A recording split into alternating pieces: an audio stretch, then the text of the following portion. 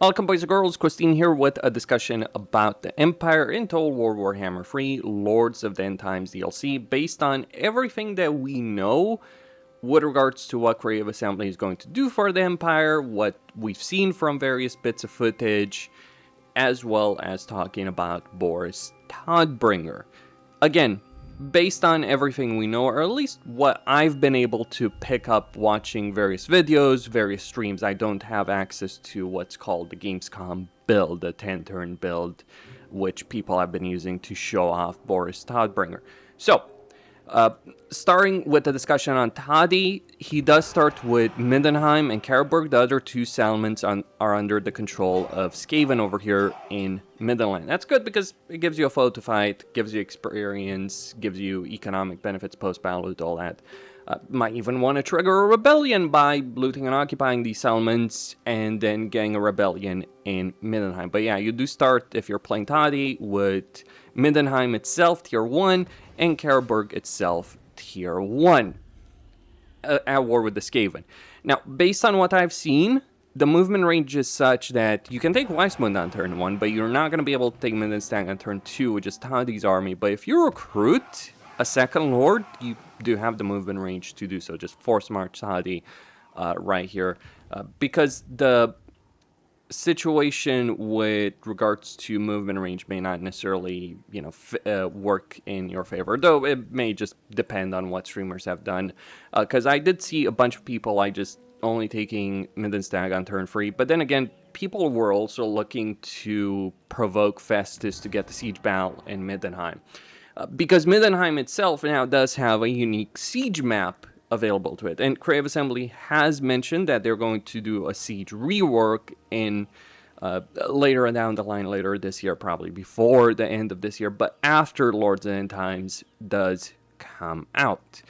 On top of that, with Toddy, yes, you do have the war with Khazrak, but some people have mentioned that they don't think it's really a rivalry if it's just an early game fight, but it's not just an early game fight for Toddy, at least. His unique campaign mechanic, or one of his unique campaign mechanics, is like an end-game event, or maybe the main storyline for him, really, is you have the threat of the Beastmen in Midland, and you have a chance every turn for Beastmen armies to spawn. The higher your tier, the closer you are to the final battle against Khazrak, because that's what it's building up towards, the higher the chance, the more powerful the Beastmen armies that you're going to encounter. Now, based on the wording, I imagine it could be disabled if you just don't want to deal with that. But what I see there is kind of like a combination of Wood Elf Rogue armies, maybe a bit of Marcus Wolfhard with how Lizardman armies spawn for him, though it's a chance, it's not guaranteed. Keep in mind that's a difference. And you certainly don't suffer the penalties based on what I've seen that Marcus Wolfhard suffers from in terms of control. And does build up to a final battle, and I imagine after that it gets removed. It will be interesting to see if Khazrak has his own final battle against Toddy.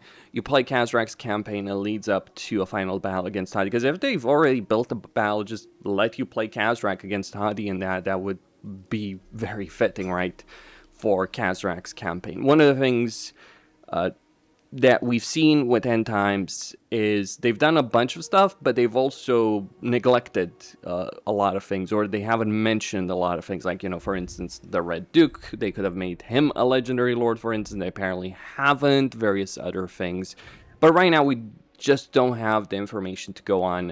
It depends on what they're going to show with Nagash. We've seen things with the vampire counts on the rework, and I'll talk about that in a separate video. Like, they just showed off the vampire counts reworking greater detail, but all the same, so Toddy has this campaign which is building up to a final confrontation with Khazrak. And yes, you do want to hold on Norland, and also the climate situation does seem better than what Karl Franz has. So one of the benefits that Gelt has versus Karl Franz and even Elspeth is the climate situation. If you end up with the superior climate situation as Toddy, with the mountain especially, that might end up benefiting you quite a bit in your campaign. Though how exactly he gains Electrocount State Troopers and when Which that is the big question mark, because one of the things to be said about Electric Count State Troopers, especially when Midland, with the Cult of Ulrich, is you want Eldred's Guards if you were going to go for a full-on melee army. It's a durable Spearman Shield unit that also has Encourage. So for a melee army of the Empire, that is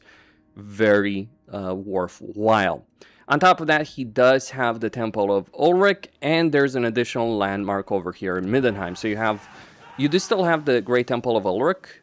It does have 3 tiers, so tier 1, tier 3, tier 5, and you do gain priest capacity. It just mentions priest capacity from what I've seen. So you're looking at warrior priest, and then you're looking also at very likely, the Cult of Ulrich priests. So both of those can increase capacity through the Great Temple of Ulrich. Then you have a benefit for Hounds. So Warhounds that the Empire has, people, I saw a screenshot on Reddit, people talking about how ridiculous they were, but it's like, they're not ridiculous in terms of their baseline stats. It's like, you can get a bunch of benefits for them with respect to that. Then, with the Temple of Ulrich, a bunch of benefits as well. What may be stated about Toddy, based on what I've seen, is like Karl Franz may have all the significant boosts of the Electric Count machinations, so like Grove, Sand Aid, etc. But Toddy might just have a more constant benefit, or a more passive benefit, as opposed to an active use benefit that Karl does have. That's the difference. Like, Karl can get really strong very quickly. Toddy is more reliable build-up. Furthermore, worth mentioning in terms of diplomacy, because right now, if you're playing Karl Franz, you cannot confederate any of the Empire factions unless you're doing, well, with the exception of Marienburg, I guess, you cannot do so unless you're using the Unify from Electro Machinations. Elspeth and Gelt don't have that issue, and in fact, when you're playing Elspeth and Gelt, one of the things that you may want to do is conquer vast swaths of the Empire yourself from other Imperial factions, including from Legendary Lords. Like, for instance, if you're Gelt, you teleport back to the Empire, you beat up Elspeth, you leave her in control of the territory, and then you eventually get the Confederation for diplomacy. The way Toddy works, based on what I've seen, diplomacy, like, he can confederate factions for regular diplomacy, so he doesn't have that limitation. That does bring up the question whether or not it is the best strategy in a Toddy campaign to just conquer Karl Franz, or alternatively, take Dalabaim from Dalabaim, sell that territory to Karl Franz, maybe even get Kemperbad, sell that to Karl Franz and provoke a war between him and, say, Vlad or Draika or multiple other factions, weaken him, build up a relationship, and then confederate Karl Franz. That might just be a really good strategy, because Karl Franz has a skill line that does confer significant benefits, so you do want to ideally get control of Karl Franz as quickly as possible. Elspeth, kind of less so. I mean, she's obviously very powerful in battle, but you might benefit more with Elspeth from her defeat rate. Of course, Nuln is always going to be extremely powerful as a settlement to gain control, and it's kind of the situation as is, where if you're playing an Imperial campaign, let's say, you're playing Elspeth, getting Karl to do something is important. If you're playing Karl, getting Elspeth to do something is important. Now we're going to have 3 Legendary Lords close enough to each other, and so getting the other 2 to do stuff, to be active, to use their resources to defeat your enemies, is probably going to be one of the main incentives in a campaign. Beyond sure victory conditions that require you to hold Nordland and Midland and get the chapter houses. Speaking about chapter houses, because that's one of the things you do have, chapter house in Karaburg probably will only be able to recruit Knights Panther from tier 3. And then there's going to be another new one in Nordland. Your victory conditions as Toddy do require you to hold both of them.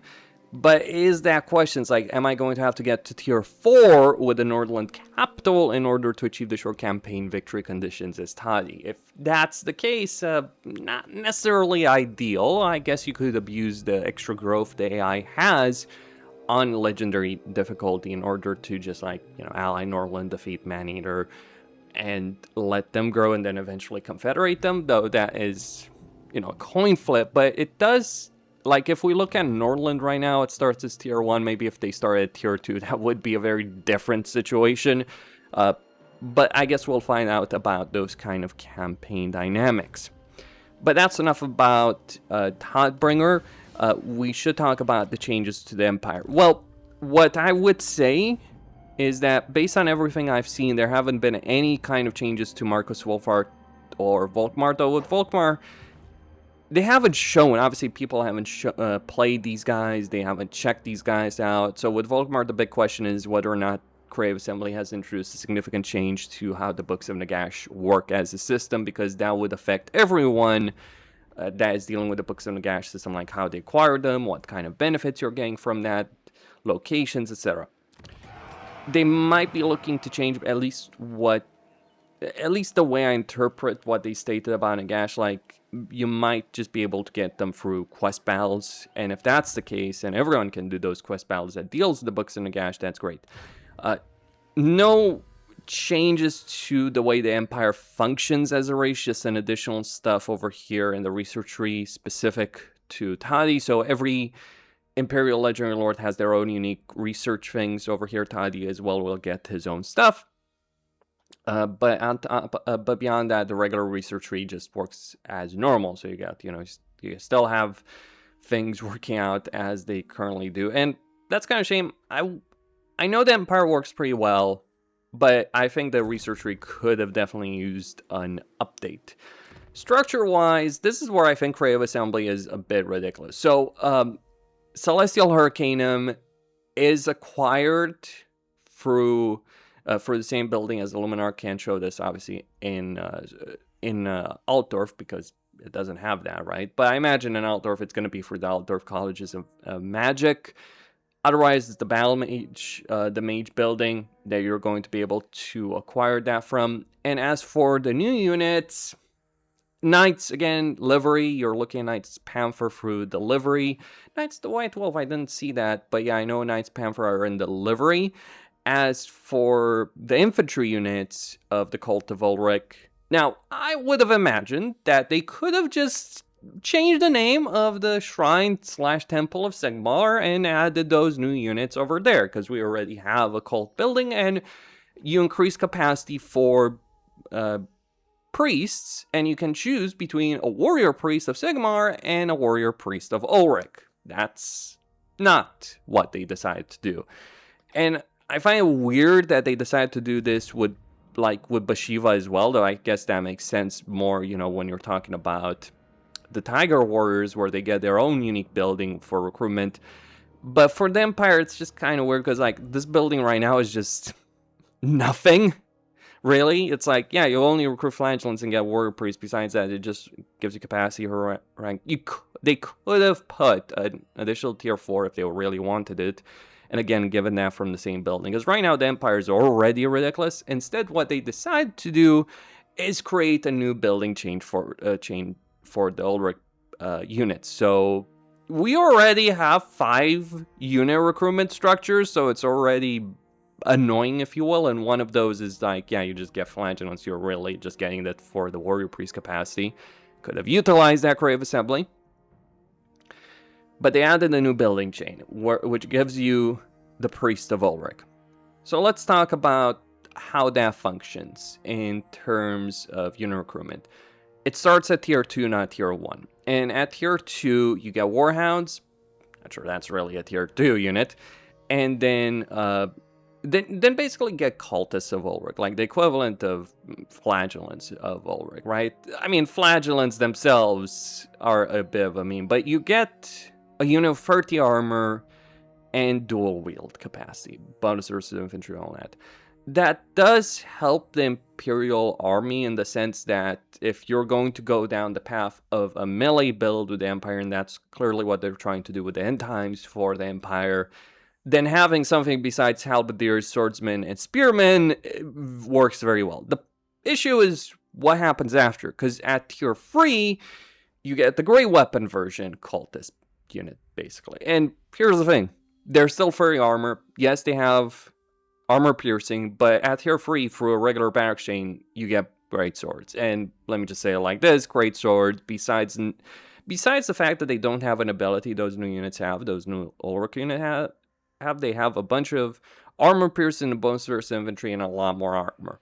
As for Teutogun Guard, those are tier 4. I guess that makes sense because Teutogun Guard are better than greatswords in every single way. You know, extra ability, more armor, more durability, more combat capability. That makes sense. It's not, however, necessarily helping the Imperial line as much as I would have wanted. On one hand, having a dual-wield chaff killer early on in an Imperial campaign may help things, like especially when you're dealing with vampire counts. Don't underestimate how much dual-wield infantry can be useful against vampire counts or maybe Skaven. But on the flip side, that gray weapon version is just kind of seems useless, I'm going to admit. Now, as for the Priest of Ulrich, honestly, I expected that what Creative Assembly would do with the Priest of Ulrich would be like, okay, here's a warrior priest of Ulrich, so different combat skills, but you still get replenishing troops and stimulating growth, so that's how you would make an Ulrich army. Instead, what Creative Assembly decided to do is they gain growth and increase mobility. Now, on one hand, it does mean if you're playing an Ulrich-themed army, you're going to want to get the Warrior Priest for the casualty replenishment.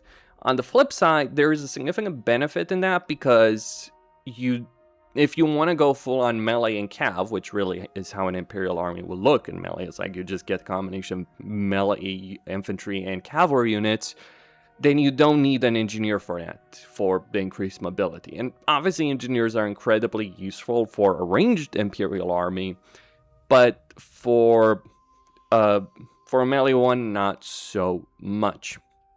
However, there is the question of like, will you want to go a melee army?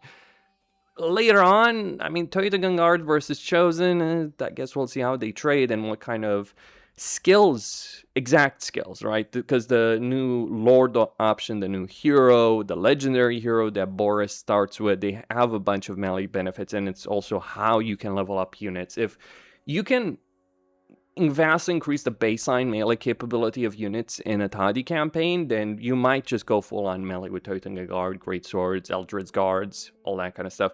Though I do question whether or not the Warriors of Ulrich Great Swords or with Grey Weapons will be useful in any way, shape, or form. But that's what you're getting. And on top of that, I am really interested in seeing how Knights of the White Wolf and Knights Panther play out in a campaign situation, because it's not just baseline stats. Again, it's also these chapter houses and the kind of benefits that you're gaining from these chapter houses. So for instance, if you look at the Black Rose chapter house, you get Iron Resolve for Knights of the Black Rose, which prevents entities cannot die while ability is active, for instance. Whereas you get Devastating Flanker for Reichsguard. So what they are going to add for Knights Panther, Knights of the Black White Wolf, that is going to matter a great deal in terms of their viability in a campaign, right? Like what's going to work, how it's going to work. Like for Karl Franz, you're really tempted to go with Reichsguard. Personally, for the most part, I prefer going with Knights of the Blazing Sun, especially if you get their chapter house.